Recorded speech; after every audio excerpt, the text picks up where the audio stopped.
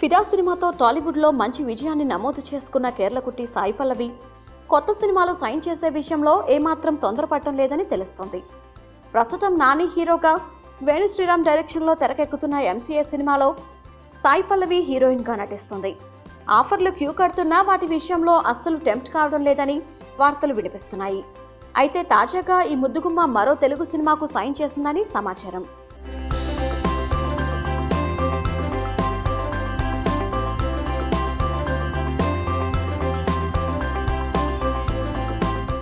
శర్వానంద్ హీరోగా తెరకెక్కబోతున్న కొత్త సినిమాలో హీరోయిన్ ఛాన్స్ సాయి పల్లవికి దక్కిందని కొందరు చర్చించుకుంటున్నారు. మొదట ఈ అవకాశం కీర్తి సురేష్ ఖాతాలో పడిందని టాక్ వినిపించినా ఆ తర్వాత అనూహ్యంగా సాయి పల్లవి రేస్లోకి వచ్చిందని ఇండస్ట్రీ వర్గాలు చెబుతున్నాయి.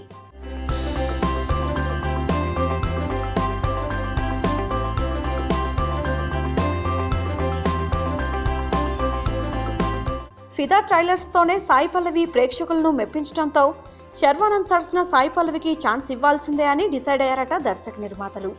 అయితే ఈ సినిమాకు సైన్ చేసే విషయంలోనూ అమ్మడు ఏమాత్రం తొందరపడటం లేదని, తన నిర్ణయం చెప్పకుండా వారిని వెయిటింగ్లో పెట్టిందనే గుసగుసలు వినిపిస్తున్నాయి.